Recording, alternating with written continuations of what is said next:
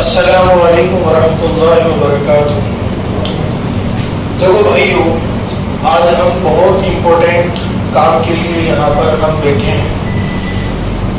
इतने दिनों से जो है हम सुनते आ रहे थे कि शेयर मार्केट, स्टॉक मार्केट क्या होता है, शेयर मार्केट कैसे काम करता है, स्टॉक मार्केट के अंदर ये होता क्या है। लोगों का सवाल होता है, लोग पूछते हैं कि शेयर मार्केट का एक जुआ है क्या। लोग पूछते हैं कि शेयर मार्केट क्या मैं भी कर सकता हूँ क्या। लोग पूछते हैं कि मुझे इंग्लिश आता नहीं, मैं पढ़ना लिखना नहीं आता है, तो क्या मैं शेयर मार्केट का काम कर सकता हूँ क्या। शेयर मार्केट को कैसे अपन सीखते हैं, क्या ये गैम्बलिंग है क्या ये गेम है क्या। तो लोगों का ये सवाल होता है। तो सबसे पहले तो मैं इस बात को क्लियर कर देता हूँ, ना तो कोई गेम है, ना यहाँ पर कोई जो है जुआ है, ना कोई ये सट्टा है, ये एक बिजनेस है। शेयर मार्केट क्या होता है, एक बिजनेस होता है। जैसे अपन दुनिया के अंदर जो बिजनेस करते हैं वैसे ही ये एक बिजनेस है। अब जैसे एक बिजनेस का मतलब हुआ हम काम कारोबार कैसे करते हैं, उसकी स्टार्टिंग कैसे करते हैं। तो सबसे पहले मैं आपको एक एग्जांपल से बताता हूँ। जैसे मैंने एक कंपनी स्टार्ट करी, ध्यान से सुनना मेरी बात को। मैंने कोई एक छोटा सा कारोबार शुरू किया। मैंने जो है कोई टोपियों का बिजनेस शुरू किया। जैसे अपन टोपी पहनते हैं ना, आप कोई भी बिजनेस ले लो दुनिया का, अरे जल्दी आ जाओ। हमने कोई भी बिजनेस शुरू किया दुनिया का, जैसे मैंने कोई छोटा सा कोई बिजनेस शुरू किया और एकदम छोटा बिजनेस था, 2-3 लाख रुपए का मेरा बिजनेस था वो। मैंने कोई कंपनी शुरू करी, उस कंपनी का जो नाम मैंने रखा, कोई भी नाम रख दिया। जैसे मैंने उसका नाम रख दिया MSCT। उस कंपनी का जो है हमने नाम रख दिया। जल्दी बैठिए भैया आप लोग। तो उस कंपनी का जो है मैंने नाम रख दिया MSCT, कोई कंपनी है। और ये कंपनी जो है एक टोपी बनाने का काम करती है कंपनी। और कितने लाख रुपए की कंपनी है ये, केवल 2 लाख रुपए की कंपनी है ये। यानी बिजनेस जो है मेरा घर से चल रहा था। इतनी मेरे पास में कोई फैक्ट्रियां भी नहीं थी, इतनी जो है मेरे पास कोई फैक्ट्रियां भी नहीं थी। मेरा काम घर से चल रहा था। मैं घर से ही मेरा काम को, मेरी टोपियों को सप्लाई कर रहा था। और लोगों को जो है वो मेरी टोपियां और मेरा जो काम है वो लोगों को पसंद आ रहा था। और हम 1-2 साल तक, 3 साल तक, 4 साल तक इस काम को हम करते रहे। फिर क्या हुआ, एक दिन मेरे पास बहुत बड़ा ऑर्डर आ गया। यानी मेरी कंपनी कितने रुपए की थी बोलो, 2 लाख रुपए की कंपनी थी। और फिर जो है एक दिन मेरे पास में ऑर्डर आ गया मुंबई से। मुंबई के बहुत बड़े जो है बिल्डर ने, बहुत बड़े जो है कंपनी के मालिक ने हमें कहा कि भाई मुझसे, भाई आपने जो कंपनी शुरू की थी सीकर से, जो 1-2 लाख रुपए का आप माल जो है मटेरियल आप लोगों को सप्लाई करते हो आप, तो हमें वो टोपियां बहुत पसंद आई है। आप एक काम करो, हमें 10 लाख रुपए की टोपियां बना के भेजो। कितने लाख रुपए की भाई, 10 लाख रुपए की। यानी मेरी कंपनी छोटी सी कंपनी थी, घर से ही मेरा काम चल रहा था और मैं घर से काम कर रहा था। अब मेरे पास एक दिन, 2-3 साल, 4 साल के बाद में बहुत बड़ा ऑर्डर आ गया मेरे पास। और वो ऑर्डर कितने रुपए का है बताओ, अरे बोलो भाई, 10 लाख रुपए का ऑर्डर आया। अब मैं सोचूंगा यार बहुत खुशी की बात है, मैंने छोटा सा काम शुरू किया और मेरे पास इतना बड़ा ऑर्डर आ गया। अब लेकिन टेंशन इस बात की भी होगी कि मैं इतना बड़ा ऑर्डर में कैसे पूरा करूं। मेरे पास न तो मेरे पास में इतना पैसा है, न मेरे पास कोई फैक्ट्री है, न मेरे पास बढ़िया लेवल के कोई वर्कर है, न मेरे पास कोई मशीनें हैं। मैं छोटा मोटा बिजनेसमैन था, छोटा मोटा काम करता था। सीकर के अंदर मेरे टोपियां सप्लाई होती थी। अब मेरे हिंदुस्तान के हर कोने में, हर मुल्क में मेरी टोपियां जाएगी। और इतना बड़ा ऑर्डर मेरे पास आए तो वो मैं कैसे पूरा करूं अकेला। अब 2 लाख रुपए, 3 लाख रुपए तो मेरे पास में है। अब 10 लाख रुपए का ऑर्डर आया है। मुझे इतना बड़ा ऑर्डर कंप्लीट करने के लिए क्या चाहिए, सबसे पहले तो पैसे। क्या चाहिए बोलो, पैसे। सबसे बड़ी टेंशन पैसे की है। अब मैं अकेला नहीं लगा सकता क्योंकि मेरे पास पैसा ही नहीं है। अब मैं गया तोई भाई के पास। ध्यान से सुनना अच्छे से बात को। ये मार्केट की प्लानिंग है, स्टार्टिंग यही से समझ में आएगा कि शेयर मार्केट वजूद कैसे आया। अब मैं जाऊंगा तोई भाई के पास।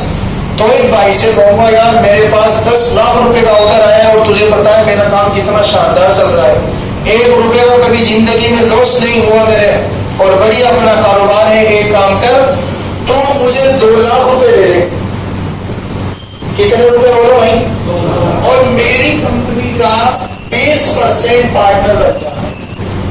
पहले तो मैं कंपनी का मालिक था, अब मेरे पास बहुत बड़ा ऑर्डर आया, मुझे पैसे की जरूरत है, मुझे फैक्ट्री लगाने की जरूरत है और मुझे मेरे बिजनेस को आगे बढ़ाने की जरूरत है। तो मैंने मेरी कंपनी का 20% जो है हिस्सेदारी तोई भाई को दे दी है, और इसके बदले में तोई भाई ने मुझे कितने रुपए दिए? 2 लाख रुपए। अब ये रिजवान भाई के पास में गया मैंने कहा रिजवान भाई एक काम करो, मेरे पास 10 लाख रुपए का ऑर्डर आया है, आप मुझे 3 लाख रुपए दे दो और उसके बदले में मुझे, इसके बदले में मैं आपको 30% भागीदारी, 30% का जो है मैं मालिक बना दूंगा मेरी कंपनी का।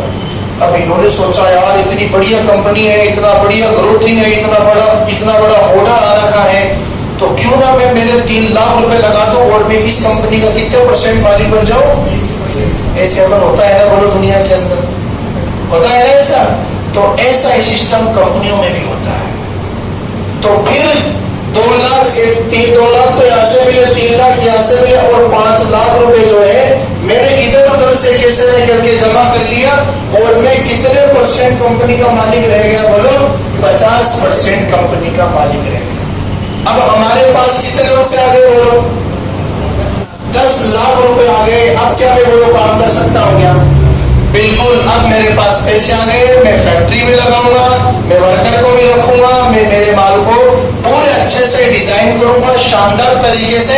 1-2 महीने के बाद में मैं जो ऑर्डर मेरे पास में 10 लाख रुपए का आया था वो ऑर्डर में कंप्लीट कर दूंगा, और कंप्लीट करने के बाद में मेरे यहाँ से जो है कितना, लगभग 15 लाख रुपए का मैंने यहाँ से वापस रिटर्न आया।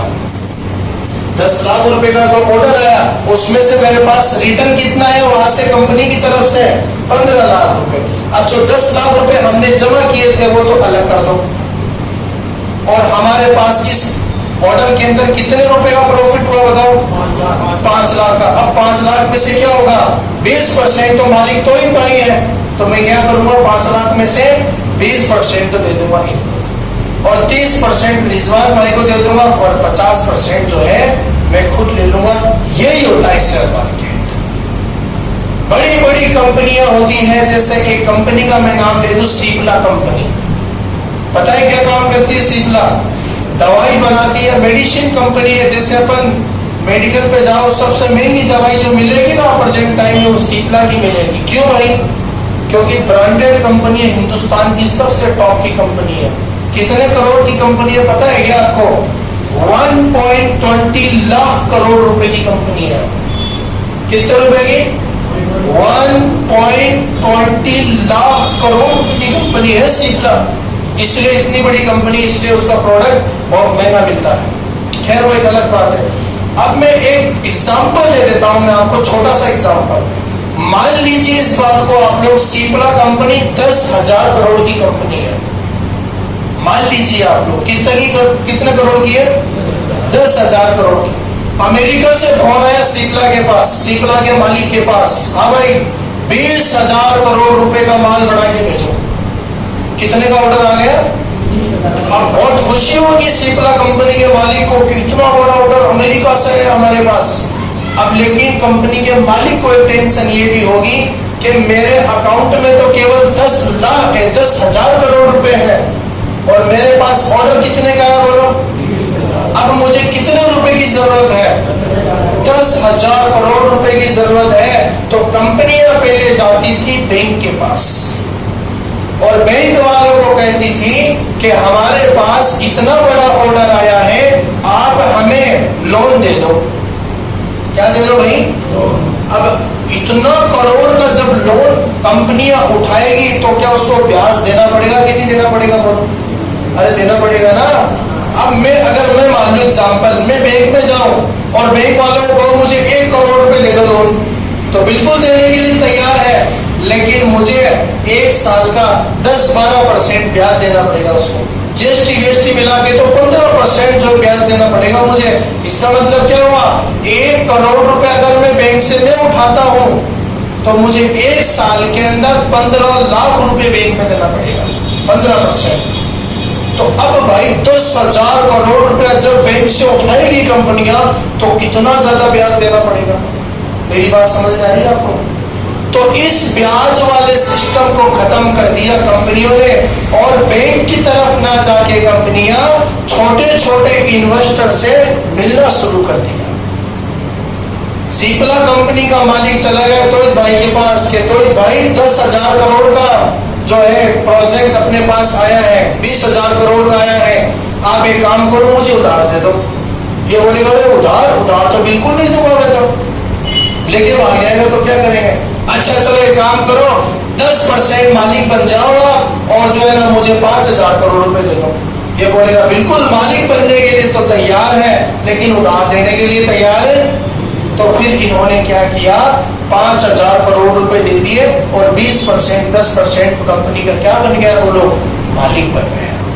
यानी उस कंपनी के अंदर सीपला कंपनी में तोहित भाई की कितनी हिस्सेदारी हो गई? बोलो, अब जो पैसा दिया और उसके बदले में पार्टनरशिप मिली, जो पार्टनरशिप मिल रही है उसी को हम कहते हैं शेयर। उसी को क्या बोलते हैं?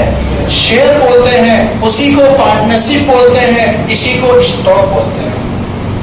तो स्टॉक मार्केट क्या होता है कि बड़ी बड़ी कंपनियों को बहुत ज्यादा क्वांटिटी के अंदर पैसे की जरूरत पड़ती है और वो कंपनियां लोगों के पास जाती है, लोगों को कहती है कि हमें 10,000, 20,000, 50,000 करोड़ रुपए की जरूरत है, हम अपने मार्केट को, अपने बिजनेस को आगे बढ़ाना चाह रहे हैं, आप हमारी कंपनी का हिस्सेदार बन जाओ, पार्टनर बन जाओ और हम उसके बदले में आपको पार्टनरशिप देंगे और आप हमें पैसा देंगे। इस तरीके से जो है मार्केट में काम होता है। अब मैं एक छोटा सा एग्जांपल लेके बताता हूँ कि मैंने एक कंपनी ओपन करी और उस कंपनी के अंदर मुझे 1,000 रुपए की जरूरत है। कितने की जरूरत है? 1,000 रुपए की जरूरत है। मैं कंपनी का मालिक, बड़ी कंपनी है, लेकिन मुझे कितने रुपए की जरूरत है? 1,000 रुपए की। तो मैं ऐलान करूंगा सारे हिंदुस्तान के अंदर कि मेरी कंपनी का ये काम है और मुझे 1,000 रुपए की जरूरत है और मेरी 1% कंपनी का जो मालिक अगर बनना है तो उसको 100 रुपए अदा करना पड़ेगा। 10% में मैं जो है ना मेरी हिस्सेदारी लोगों को बेचना चाह रहा हूं। तो एक हिस्सेदारी का कीमत कितना होता है? बोलो, 100 रुपए। अब इसमें कितने लोग अप्लाई करेंगे कि पूरा 1,000 रुपए हो जाए? 10 आदमी। इसका मतलब इसमें 10 आदमी 100 रुपए करके इसके अंदर 1,000 रुपए मुझे दे देंगे। अब कंपनी के कितने मालिक हो गए? बोलो, 10 नहीं 11। 10 तो ये हो रहे हैं, मैं भी तो होना मालिक। समझ गए मेरी बात? तो अब मुझे तो भूल जाऊंगा। अब ये 10 कंपनी के और क्या बन गए? बोलो, मालिक। अब जैसे 10 लोग ही है यहाँ हमारे पास बैठे हैं, ये सब क्या बन गए? बोलो, 10 मालिक बन गए 100 रुपए देके। अभी हमारे जो है तोहित भाई है, एग्जाम्पल लेकर लिखते हैं, तोहित भाई को पता चला कि मेरी कंपनी का अभी मालिकाना हक बिका था मार्केट में, लेकिन वो मुझे पता ही नहीं चला यार, मिसिंग हो गया मेरे हाथ से और आपकी कंपनी बढ़िया है। तो फिर जो मालिक बने थे तोहित भाई उनके पास जाएंगे और उनसे कहेंगे यार मुझसे भाई की कंपनी में जो आपने 1% पार्टनरशिप की थी ना आपने, वो यार मुझे दे दे यार। तो जैसे रिजवान भाई उसके मालिक थे, मान लो इन्होंने कितने रुपए दिए? 100 रुपए दिए।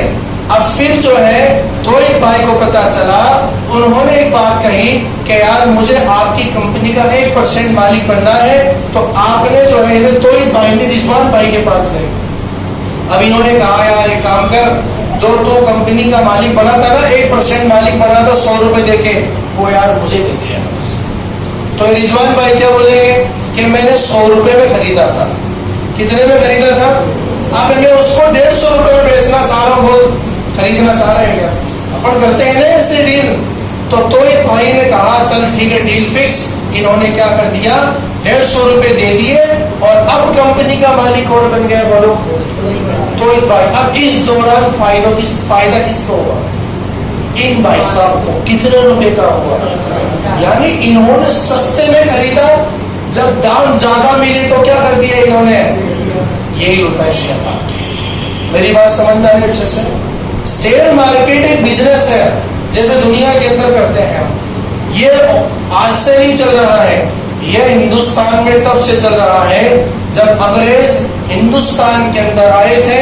सबसे पहली कंपनी उन्होंने जो स्टेबलाइज की वो ईस्ट इंडिया कंपनी थी, जो अपन किताबों में पढ़ते हैं ना किताबों के अंदर। ईस्ट इंडिया कंपनी अंग्रेजों की सबसे बड़ी कंपनी थी हिंदुस्तान के अंदर। उसका दुनिया में आने का, हिंदुस्तान में शुरू करने का मकसद भी यही था, हिंदुस्तान के बड़े बड़े इन्वेस्टर को जमा करो, उनसे पैसा लो और इंग्लैंड जाके उन पैसों से बिजनेस करेंगे।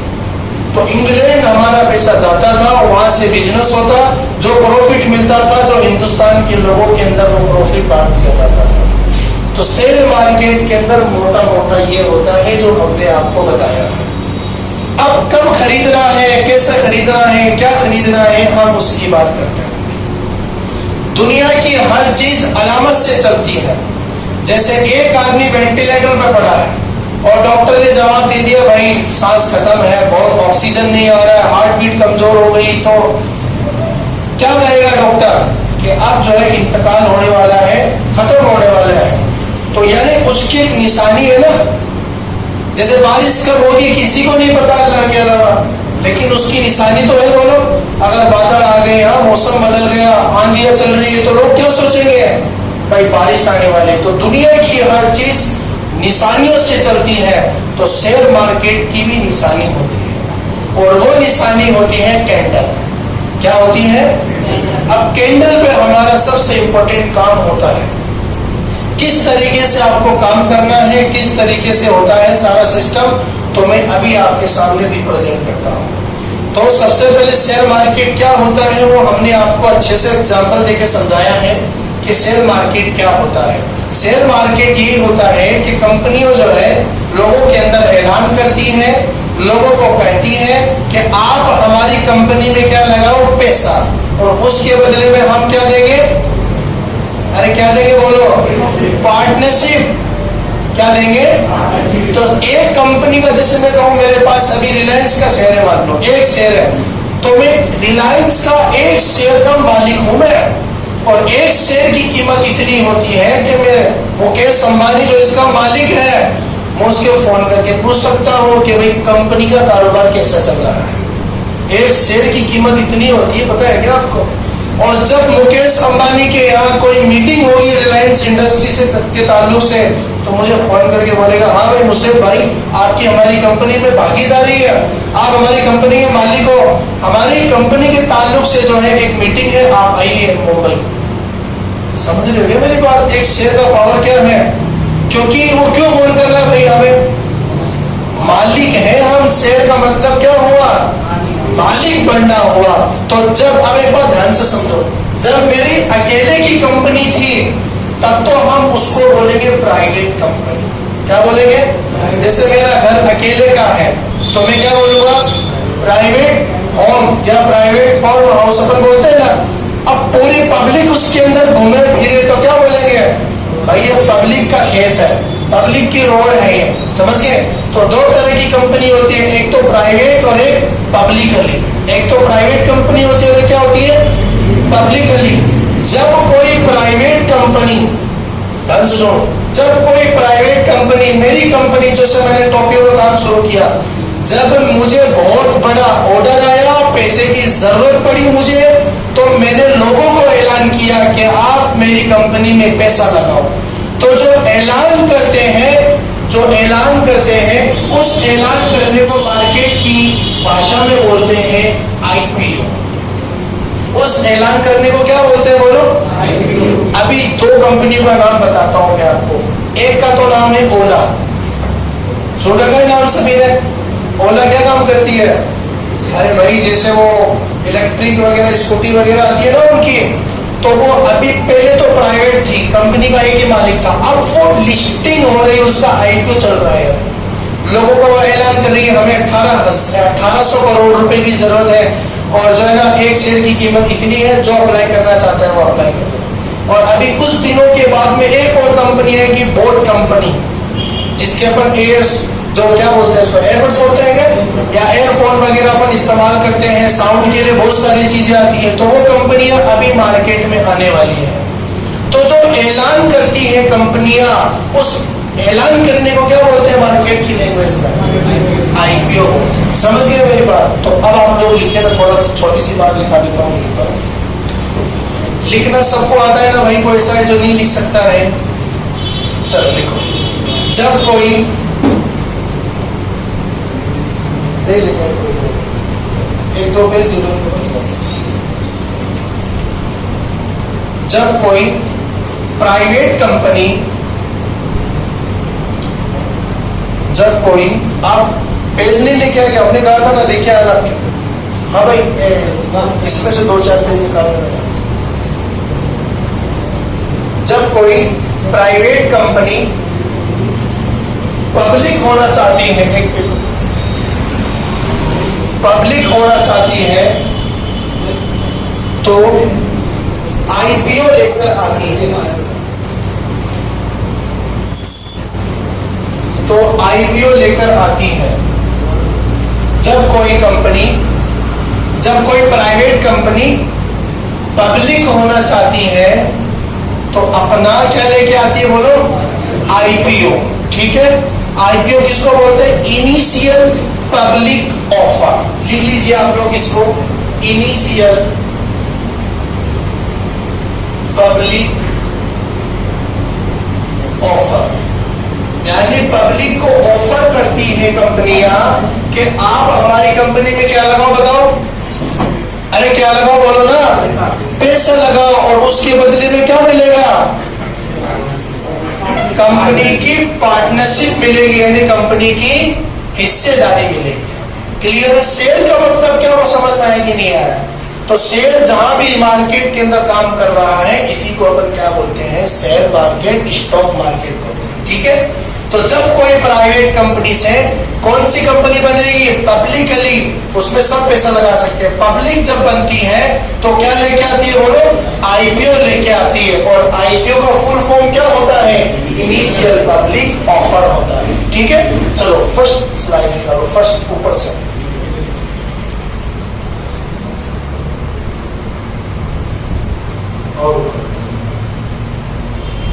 बस ठीक है, ये तो अपन ने बात कर लिया। अब नीचे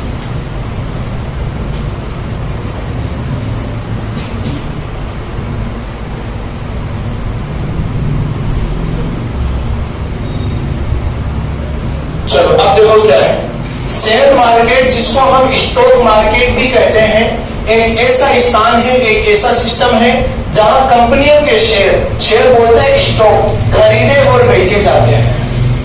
कंपनियों के शेयर्स, कंपनियों की पार्टनरशिप खरीदते हैं और बेचते हैं। शेयर बाजार कंपनियों को अपने व्यवसाय के लिए पूंजी फंड जुटाने का एक माध्यम प्रदान करता है। और निवेशक, निवेशक बोलते हैं इन्वेस्टर्स, जो हम पैसा लगा रहे हैं, हम हमें क्या बोलेंगे बोलो? इन्वेस्टर बोलेंगे, जो हम पैसा लगा रहे हैं। निवेशक को अपने पैसे को बढ़ाने का एक मौका देता है। ये निजाम क्यों शुरू हुआ? कंपनियों को एक तो ब्याज से मुक्ति हो गई, जैसे 20,000 करोड़ कैसे भाई बैंक से लेके आएंगे, तो लोगों से लेंगे तो ब्याज नहीं लेना पड़ेगा, तो ये फायदा हुआ। दूसरा क्या फायदा हुआ? दूसरा ये फायदा हुआ कि जो छोटे छोटे इन्वेस्टर्स हैं, जो आगे कोई कंपनी नहीं बना सकते, तो जो कंपनियां चल रही हैं उसी में पैसा लगाओ और वहीं से हम प्रॉफिट कमाओ। नया कोई काम शुरू करने की जरूरत नहीं है। समझ गए? तो इसके दो फायदा हुआ स्टॉक मार्केट से। चलो नेक्स्ट। तो शेयर किसको बोलते हैं भाई? शेयर जो कंपनी की मालिकाना हक का एक हिस्सा है। जब आप किसी कंपनी के शेयर खरीदते हैं तो आप उस कंपनी के क्या बन जाते हैं? हिस्सेदार बन जाते हैं, कंपनी के मालिक बन जाते हैं। समझ गए मेरी बात? चलो नेक्स्ट। अब फिर बाजार क्या होता है, एक तो प्राइमरी मार्केट होता है और एक सेकेंडरी मार्केट होता है। प्राइमरी का मतलब हो गया जब वो मेरी अकेले की कंपनी थी, दैट मीन्स यानी क्या बोलेंगे उसको, क्या बोलेंगे, प्राइवेट, यानी जब मेरी अकेले की कंपनी थी तो उसको हम क्या बोलेंगे, प्राइवेट कंपनी बोलेंगे, और उसको अपन मार्केट की लैंग्वेज में बोलते हैं प्राइमरी मार्केट। यानी जहां कंपनी अपने नए शेयर जारी करती है और निवेशकों को सीधा बेच देती है, यानी उसको अपन क्या बोलते हैं, आईपीओ, इनिशियल पब्लिक ऑफर। पहले प्राइवेट कंपनी थी, पब्लिक होना चाहती है तो क्या लेके आती है वो, अपना आईपीओ लेके आता है। ठीक है, चलो अब फिर सेकेंडरी, अब आईपीओ तो आ गया, आईपीओ तो क्या हुआ, आ गया। अब जो 2 साल 3 साल से जो कंपनियां काम कर रही हैं उनके स्टॉक एक दूसरे को मिलते रहते हैं। जैसे जब आईपीओ आया तो इन्होंने हमारा क्या किया, स्टॉक खरीद लिया, फिर इन्होंने बेच दिया, फिर इन्होंने बेच दिया, फिर उन्होंने बेच दिया, तो ऐसा सिस्टम चलता रहता है। इसको अपन क्या बोलते हैं, सेकेंडरी मार्केट बोलते हैं। ठीक है, चलो नेक्स्ट, स्टॉक एक्सचेंज। मतलब ये स्टॉक एक्सचेंज किसको बोलते हैं, जो अपन एक्सचेंज कर रहे हैं ना, इन्होंने इसको दिया, इससे इसके पास चला गया, उसके इसके पास चला गया, तो इसको अपन क्या बोलते हैं, स्टॉक एक्सचेंज बोलते हैं। ठीक है, चलो चलो अब आप लोग हेडिंग डालिए सेबी। सेबी की फुल फॉर्म आप लोग लिखिएगा, सेबी की फुल फॉर्म आप लोग लिखेंगे सिक्योरिटी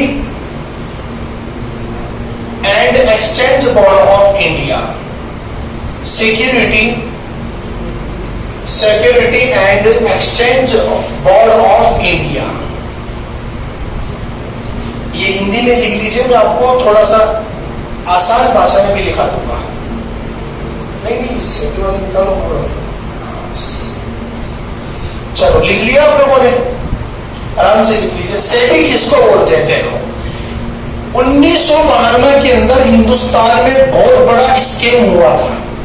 लोग पहले से तो इनमें से कौन ऐसे जो शेयर मार्केट को पहले से जानते हैं, सब नहीं है ना। चलो 1992 के अंदर हिंदुस्तान में सबसे बड़ा स्कैम हुआ था जिसको अपन बोलते हैं हर्षद मेहता का केस।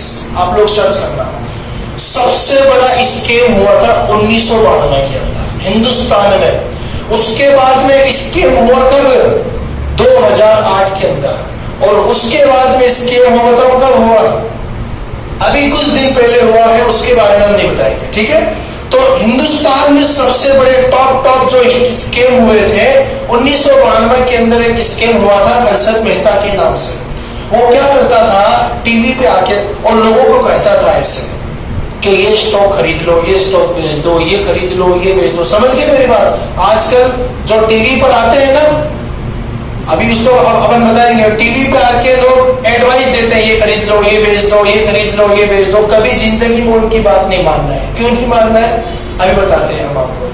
तो 1992 के अंदर बहुत बड़ा कांड हुआ था, बहुत बड़ा स्कैम हुआ था हिंदुस्तान के अंदर शेयर मार्केट के ताल्लुक से।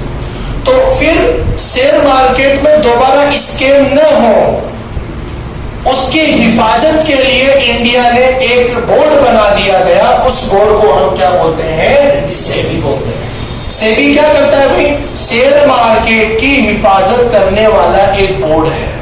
सेबी क्या है बोलो, शेयर मार्केट की हिफाजत करने वाला, शेयर मार्केट को चलाने वाला, शेयर मार्केट पर फोकस करने वाला एक बोर्ड है जिसको हम क्या बोलते हैं, सेबी बोलते हैं। आप लोग इस बात को नोट कर लीजिए। सेबी किसको बोलते हैं, लिख लीजिए, शेयर मार्केट की तिजारत को या शेयर मार्केट के व्यापार को, शेयर मार्केट की तिजारत को, कितना टाइम हो गया,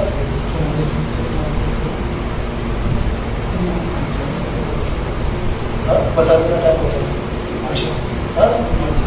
अच्छा चलो, शेयर मार्केट की तिजारत को हिफाजत करने वाला एक बोर्ड होता है। शेयर मार्केट की तिजारत को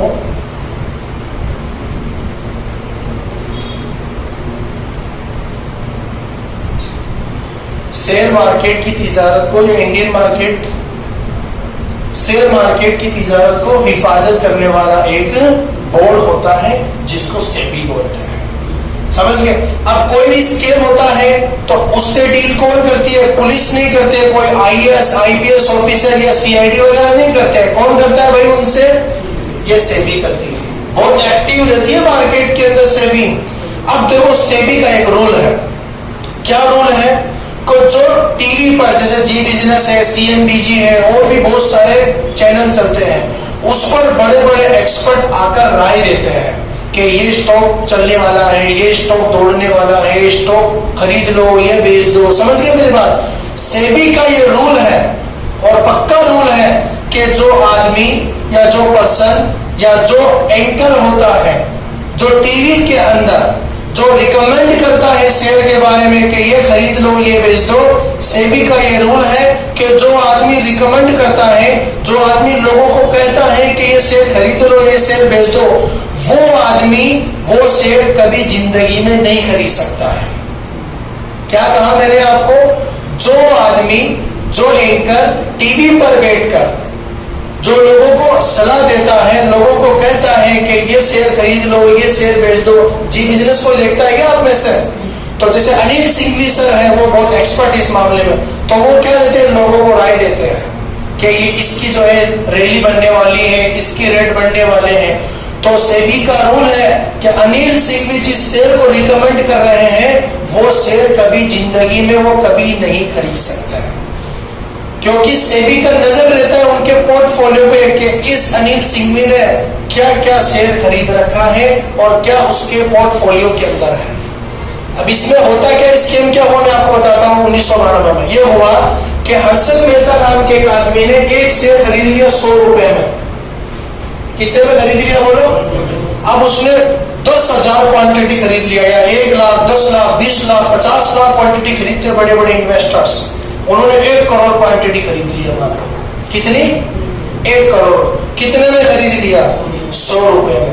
अब वो आएंगे टीवी के सामने, वो कहेंगे, अब वो कंपनी, जैसे मैं कह देता हूँ, उस कंपनी का नाम था सिप्ला, मान लो आप, है ना।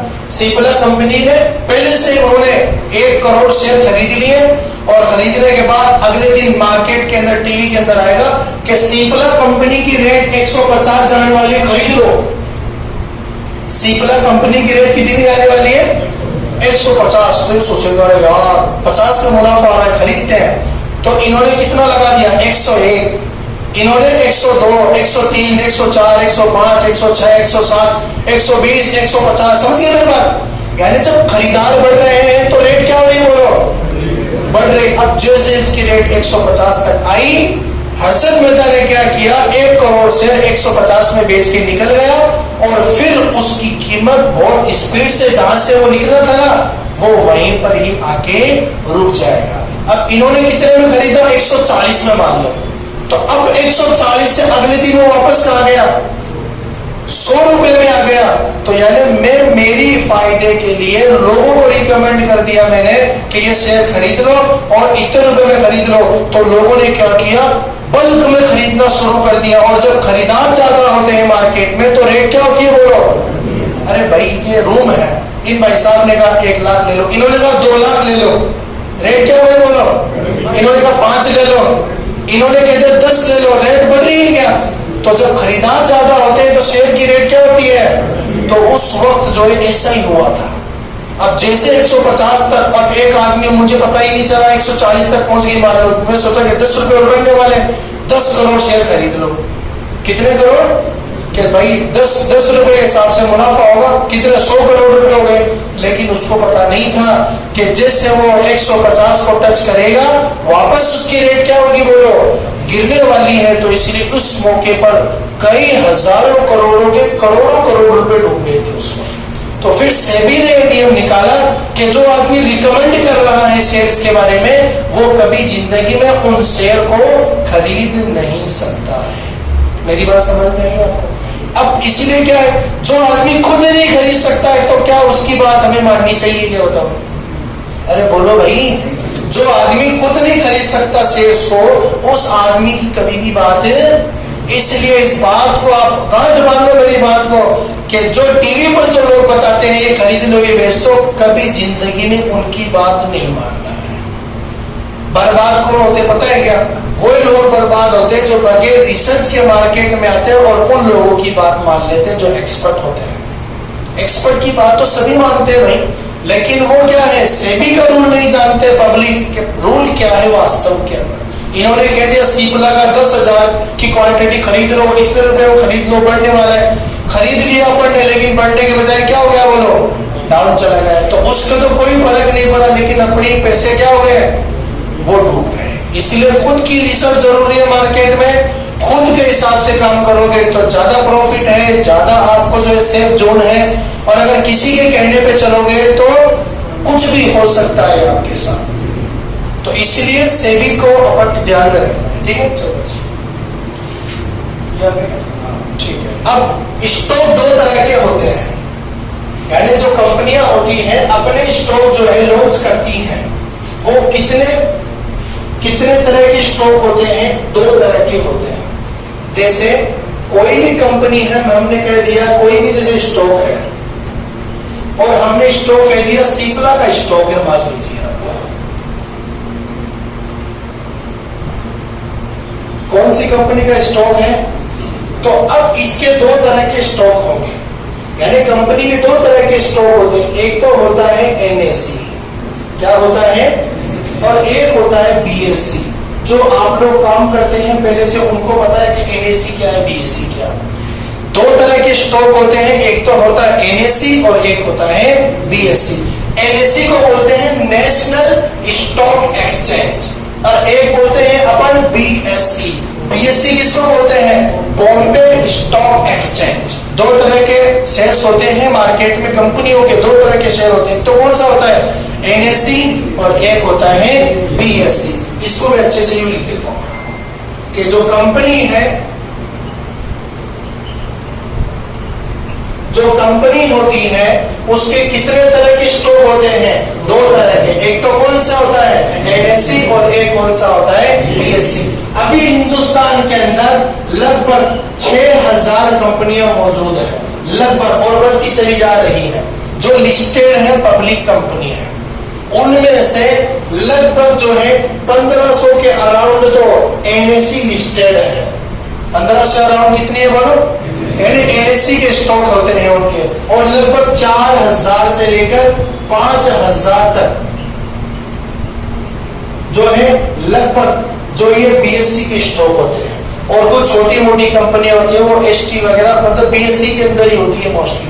तो यानी कंपनी के दो तरह के स्टॉक होते हैं, एक का तो नाम क्या होता है एनएसई, और दूसरे का नाम क्या होता है बीएसई। एनएससी को क्या बोलते हैं हम, नेशनल स्टॉक एक्सचेंज, और बीएससी को क्या बोलते हैं हम, बॉम्बे स्टॉक एक्सचेंज। एनएससी के अंदर ये पहले का डाटा था, बदलता रहता है डाटा, ठीक है ना। तो लगभग हमने लिखा था, हमने देखा था, रिसर्च किया था, तो 1600 से 1700 कंपनियां जो है मार्केट में एनएससी के अंदर है, और बीएससी के अंदर लगभग 4300-4400 या 5000 के अराउंड कंपनियां हैं। यानी लगभग मार्केट के अंदर 5,500 6,000 कंपनियां हैं, ठीक है। अब उनमें से 1500 कंपनियां ऐसी हैं जो जायज काम करती हैं। कितने, 1500। जैसे वोल्टास है, सिप्ला कंपनी है, सन फार्मा है, अल्ट्राटेक सीमेंट है, समझ रहे क्या मेरी बात। तो ये कंपनियां क्या काम करती है, ये जायज काम करती है, तो हम उसके अंदर पैसा लगा सकते हैं। क्लियर है। तो जायज नाजायज वाला सिस्टम अपन बाद में देखेंगे, पहले अपन मार्केट को समझते हैं कि मार्केट में होता क्या है। तो कंपनी के कितने तरह के स्टॉक होते हैं भाई, दो तरह के। एक तो कौन सा होता है एनएससी, और एक होता है, अब आपको कौन सा खरीदना है, आपको हमेशा एनएससी ही खरीदना है। कौन सा खरीदना है आपको, हमेशा एनएससी ही खरीदना। क्यों भाई, क्योंकि यहाँ शेयर की तादाद ज्यादा होती है। शेयर्स की जो क्वांटिटी होती है ना, क्वांटिटी समझते हैं क्या, तादाद, वो क्या होती है यहाँ पर, ज्यादा लिक्विडिटी होती है यहाँ पर। इसलिए हमेशा कौन से सेक्टर में हमें जो है ना शेयर्स खरीदने हैं, एनएससी का। क्या बीएससी का भी खरीद सकते हैं, लेकिन हम कभी नहीं खरीदते हैं। हमेशा जो स्टॉक खरीद रहे हो किसका खरीदते हैं भाई, एनएससी का। अभी बता देंगे हम आपको, ठीक है ना। तो अब आप लोग लिखिए कंपनी जो है दो तरह की स्टॉक होते हैं, कंपनियों के स्टॉक या असेट्स दो तरह के होते हैं। ये यहाँ भी लिखा पड़ा है, यहाँ से भी लिख सकते हैं आप। एक तो होता है एनएससी, जिसको अपन बोलते हैं national stock exchange, national stock exchange, ठीक है। और दूसरा कौन सा होता है हमारा, बॉम्बे स्टॉक एक्सचेंज। पहले जो काम होता था वो बॉम्बे स्टॉक में होता था, पहले जो काम होता था किसमें होता था, बॉम्बे स्टॉक में। 2018 से एनएससी यानी नेशनल स्टॉक के अंदर काम शुरू हो चुका है। पहले ये ऑनलाइन चलता था काम, पता है क्या आपको? पहले ये काम ऑनलाइन ऑफलाइन चलता था। कंपनियां अखबार में देती थी कि सिप्ला कंपनी है, 10,000 करोड़ 20,000 करोड़ रुपए चाहिए, और कंपनी का मालिकाना हक तो कोई स्पीकर से, कोई दिल्ली से, कोई कहां से पैसे की बैग भर के लेके जाता था और पैसे देता, उसके बदले में जो है उनको लिख के देते थे बाकायदा कि आप हमारी कंपनी के 10% मालिक हो। तो ये दो तरह के स्टॉक होते हैं, एनएससी बीएससी। लेकिन आपको कौन सा खरीदना, हमेशा याद रखना एनएससी, लिख लीजिए इस बात को भैया, स्टॉक हमेशा एनएससी का ही खरीदना है। हमारी बात को फॉलो करना है भैया आपको अच्छे से, तब तो आपको फायदा। फिर अगर फॉलो नहीं करेंगे ना आप लोग तो फिर कुछ भी हो सकता है आपके साथ। चलो नेक्स्ट, अब आप लोग हेडिंग डालिए सेक्टर। अब ये सेक्टर क्या होता है, सेक्टर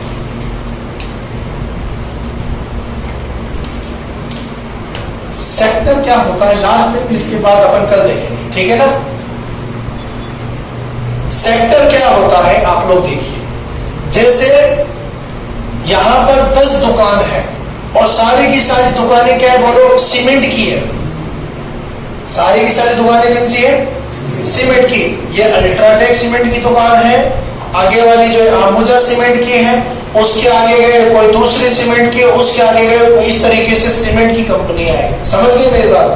अब मार्केट में खबर चली यार इसकी कीमत पहले 100 थी 200 हो गई, उसकी कीमत भी 200 हो गई, उसकी कीमत भी 200 हो गई, उसकी कीमत भी क्या हो गई।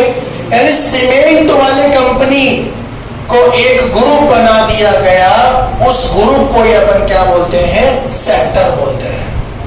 उस ग्रुप को क्या बोलते हैं, सेक्टर। जैसे कंपनियां, जैसे एक क्या बोलते हैं, मेडिसिन की कंपनी है, मेडिसिन की 500 कंपनियां मान लो, तो उसका एक ग्रुप बना दिया गया, उस ग्रुप को हम क्या बोलेंगे, सेक्टर बोलेंगे। अब जैसे ऑटो बनाने वाली कंपनी है, उसका एक ग्रुप बना दिया गया, तो उसको अपन क्या बोलेंगे, सेक्टर बोलेंगे। अब आज जो है मान लीजिए मैं कहूं कि जो कंपनियां ऑटो का काम करती थी उनके 10-10 रुपए बढ़े हैं, तो हम बोलेंगे आज ऑटो सेक्टर बढ़ा है।